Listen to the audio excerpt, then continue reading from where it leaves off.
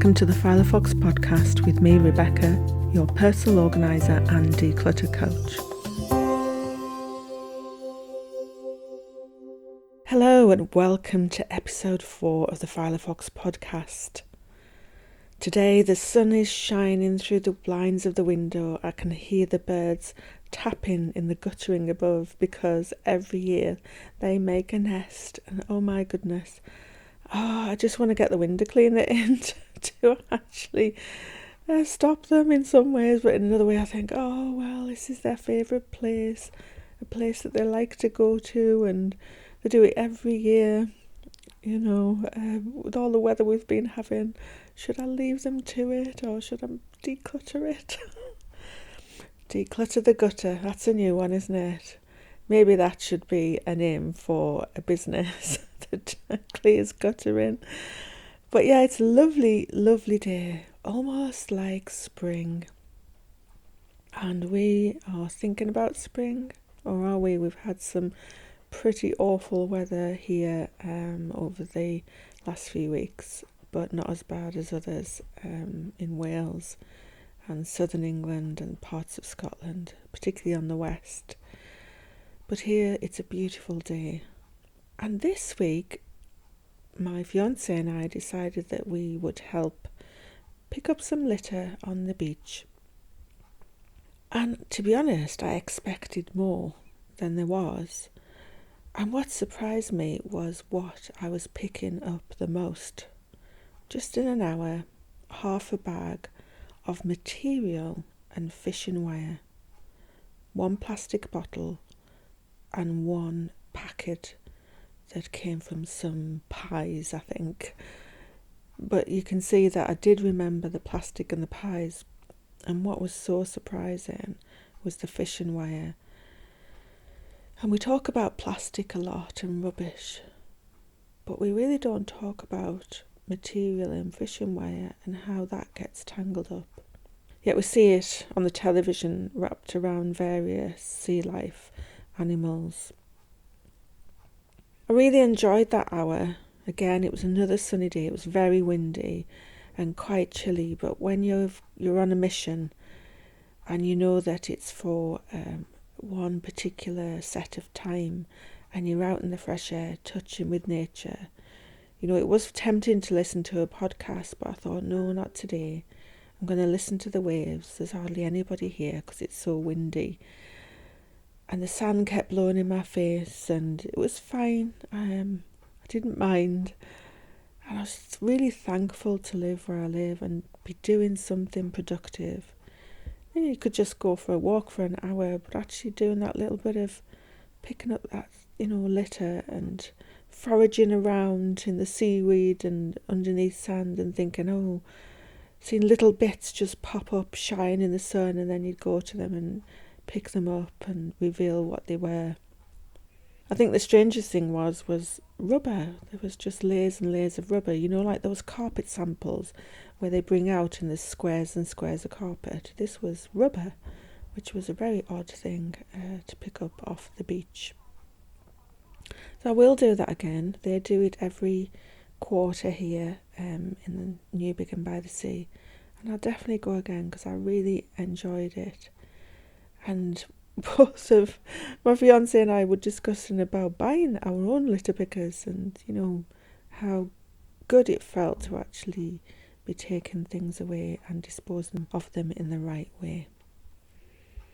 Over the last couple of weeks we've been looking at the definition of decluttering, the process. We had an interview with somebody who'd gone through 30 days, through my 30-day challenge, which I'll be holding again very soon. And I was thinking about business and what I thought would be a good place to start. If you're self-employed or employed, your desk space can help you improve your well-being and productivity. And I think that a lot of companies are beginning to recognise that. You've seen the change in offices where they're doing sort of like a refectory type of place for you to eat. They have snack bars. In the bigger companies, they've got healthy eating restaurants and places to go and do things like play pool or sit and read.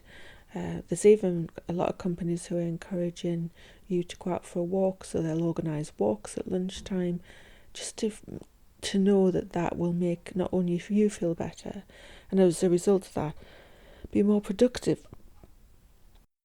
With that in mind, I thought this episode would be a good place to start with looking at business and actually looking at the space that you use to do your work and how it feels and how you can improve it.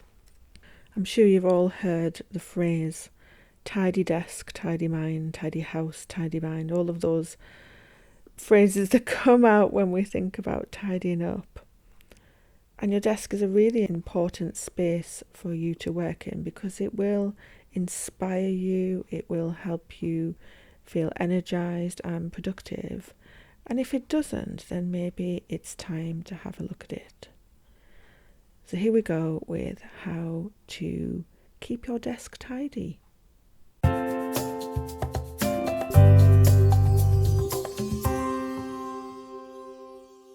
So next we're going to talk about that environment. When you work from home, your desk can easily become a dumping ground for all the things administrative, including post and homework. And this can prove a big distraction.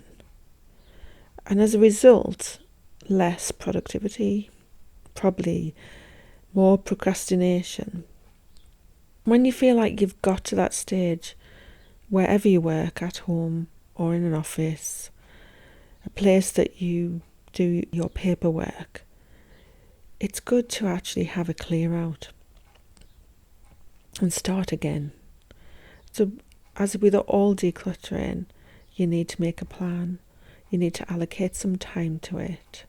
And it may be that you'll have to do it out of working hours, but that'd be so worth it. If you're hot desk, it's a little bit more difficult, but you can take things with you that are yours and help you feel that, for that amount of time that you're sitting at that desk, it's yours. I've worked in areas where I've hot desked and taken little bits and pieces in my handbag, my own stationery, a couple of things that I put out that make it feel mine for the hours that I'm there. So let's imagine that it is your space and you have got a desk, and completely clear it. Empty all the drawers and then clean the space. Take some wipes with you if you're at work. I wouldn't normally encourage wipes, but on this occasion I think we can make an exception because you're not going to have access to a cloth and some water, for instance. But if you have, use that and, give your desk a good wipe down. And it's a really healthy thing to do, in the society we live in today, and germs are really transferable by touching things. So it's a really good thing to do regularly anyway. So yes, you've cleared your desk. Look at all the items that you've taken out. Have you looked at them for the last 12 months? Have you used them? Do you need them? Are they just making your drawers look pretty? Are they making you feel more organised? They're all important things that you have to ask yourself. And think of things that have to go back on initially, and that's quite easy. Sometimes it might be, the computer desktop, it might be your laptop, certain electrical things. You might have a printer on your desk, you might have some certain stationery requirements, and that's really important with your stationery. You must remember, because I've done it, I'm coming from experience here, where you've had 20 pens and highlighters and pencils and rubbers, and they're in excess of what you actually need.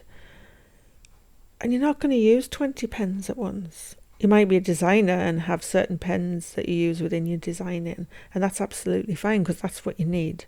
But most of us need a pen, a pencil, a rubber. We might need a pair of scissors, a stapler, but the rest can go away. Also, if you have less on your desk, you appreciate them more. So when you're writing with that pen, and there isn't another 19 sitting there waiting for you, you're more conscious of where you put that pen down and how you use it. Whereas if you've got an excess, you're not going to be really that bothered, are you? Because you think, well, I'll just get another one if I lose that one. And that's another reason to actually have a nice pen. When you have an intentional purchase of a lovely pen, you're more likely to look after it and remember where you put it. So that's another good thing by not having excess of anything, really. You'll remember what you use and where you've put it down because it's important to you. Then, if you have books on your desk, identify the essential ones. Is it a notebook? If it's a reference book, do you need them? Are they in excess of your needs? Could they go somewhere else? Are they a distraction? Because things can be a distraction on your desk and therefore your productivity is going to go down. You can allocate a large box for all your excess stationery if you haven't got the drawer space.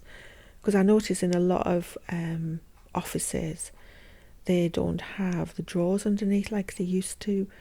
Maybe it's something to do with finance, maybe it's the way, to look pleasing. But you'd have to ask if you could have a box that could go underneath your desk, and it could be a nice white box, and put all the things that you actually don't need on your desk. And so you'll start feeling in control. And you'll, like I said, you'll be able to concentrate more because you're less distracted by what's around you.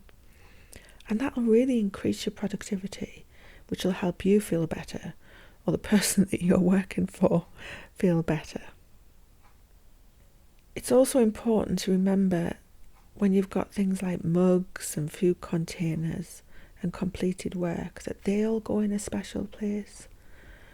Obviously, mugs can be a bit of a nightmare. I've done it. I think I did it last year and I actually spilled a mug of coffee all over my keyboard at home, which is a bit of a nightmare. And I was very upset about it, but fortunately I tipped it upside down straight away. I shook it, put it in rice, and because that's a really good thing to do if you electronically just put it in a bag of rice so the rice can absorb the liquid, and left it for a few days. It was a bit sticky, but it's working now, thank goodness. But I've done it myself, and now I have a sealed cup, hot drink. There are plenty of hot drink containers, so have a sealed cup if you want to have a hot drink. And most people should. If you haven't, you should have a bottle of water beside you to keep you hydrated, because that'll help you concentrate as well. There's a tried and tested method with regards to trays of in, pending and out. And that's all good as long as you're doing that and you're not just popping things into any tray because you get distracted by a phone call. Again, be conscious of how you're doing these things, what your processes are, and the more conscious you are, the more likely you're going to stay tidy and organised. Stick to one notebook. You could divide it up with dividers now. There's like bullet, when you keep a bullet diary, you can put these little stickers on that divide things up. So try and keep one journal, and if you need to divide stuff up, do that. Number the pages. Have a couple of pages at the front that you can refer to. So like in an old book, it's say chapter 1, 2, 3, 4. When you write in something, write the page number on the first page and number it all the way through the notebook, and then just keep filling in the titles at the front as you go through to different things. It's a really good way of referencing, and also that stops you having to put stickers in, because stickers sometimes fall off that divide stuff. So number your pages if you don't want to put dividers or stickers on. And if you've got more than one job, I have 2 that run alongside each other. Have a different notebook for each job. So for instance, with my Filofox it's orange, and with my other business it's purple, because that's the corporate colours of each of them, and I know which are which and what they're for. So you've got your desk sorted. It's lovely, it's aesthetically pleasing. Make sure that you regularly clean it. Even a good wipe down now and again and clearing will help you. And this will help you manage your time more effectively. None of us can buy time. We've all got 24 hours in the day, and it's using that time effectively. And not everything goes to plan. And as I discussed in the past, if you're organised and decluttered and tidy, it makes you feel better about those challenges, especially the ones that are a surprise. So keep a diary. Again, I'm from a digital paper era, and I keep both. I have a backup and I have my digital diary, which I refer to. You can take comfort in knowing that you can reallocate changes when you've got a diary. You must put stuff in straight away. I know that sometimes people have said they've written it down and then they've forgotten about it. So that's the good thing about having a digital diary. You can go straight on your phone or on your computer and put it in, and then jot it down in your diary that you maybe carry around in your handbag, which I do, in case my battery fails or anything like that. Also, work can really take over, and that's another reason for keeping a diary, so you plan some time out. You block it to relax and not let other commitments overtake you. It's really important when you work at a desk to actually look away from your screen every 20 minutes, they advise. And that's from the optician. They said even if it's looking away just out the window, or just take a walk for like 15 to 30 seconds, just look away from your screen a little bit, and that'll help your eyes. A lot of the time we're asked to prioritise work, and sometimes that can be really difficult when everybody's shouting at you. When you have deadlines to meet, it's important to put the final deadline into your diary and work backwards with steps towards that deadline, but also try and get the deadline to fit in a week before it's actually due, so you've got about a week to make any necessary changes.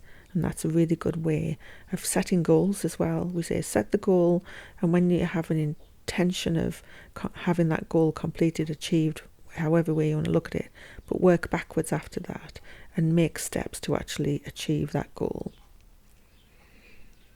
So planning is really key around any time management, and if you don't, it's likely that you'll spiral out of control, you'll get stressed, you'll panic. And by allowing yourself a little bit of time to think about how to complete that task and take those steps, and any unexpected events that might occur over that particular time frame, you're a little bit more prepared. I referred to when my children were younger and I had a colour coordinated timetable on the fridge, and we all had a colour and we all had things that we had to complete as a family. And of course Google Diaries does that really great. You can select a colour. So again, for instance, my Filofox is orange, my other business is purple, my own time is blue. Important appointments like doctors or dentists and things, medical stuff is red. And then I've got client appointments, which are another colour. So it's really important that you remember those colours, so associate those colours with that particular activity. And finally, if you plan your week on a Sunday, regardless of whether you work traditionally Monday to Friday, Wednesday to Wednesday, make sure you allocate enough time and to complete the job and to give yourself that leisure time. And that will help you allocate your time more efficiently.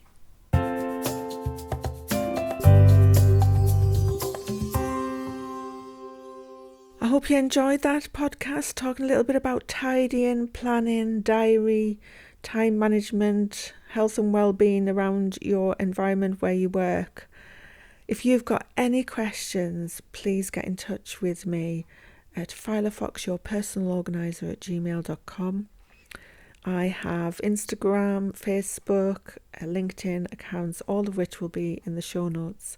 And for those that are listening in February 2020, the 30-day declutter challenge starts on the 1st of March. And just to take part, you will need to be in my Facebook Filofox group, which you can easily find on Facebook if you do a search. But I'll put that in the show notes as well. And next time we'll be talking to somebody that I've worked with, alongside, to complete a job for business, and how we approached that job. In that instance, it was a company that needed help with tidying up their desktop, and it was part of an intranet, so a lot of people had access to it, and a lot of folders were floating and they couldn't find anything, and all the previous sort of logs that they had didn't apply anymore. So both a colleague and friend of mine went in together and helped them sort that out. And it was so lovely because I recently met that client and asked how that system had worked for them and had they passed their inspection that they were due to have. And they said it really had worked. And also what it had done is it had highlighted some other problems that they had which needed sorting out. So they were able to look at those problems as well as a result of us tidying up their policies and their documents and where they were filed and everything. So I'm really looking forward to sharing that interview with you next time on the Filofox podcast. Have a great rest of the week, whatever you're doing, and I'll see you again soon.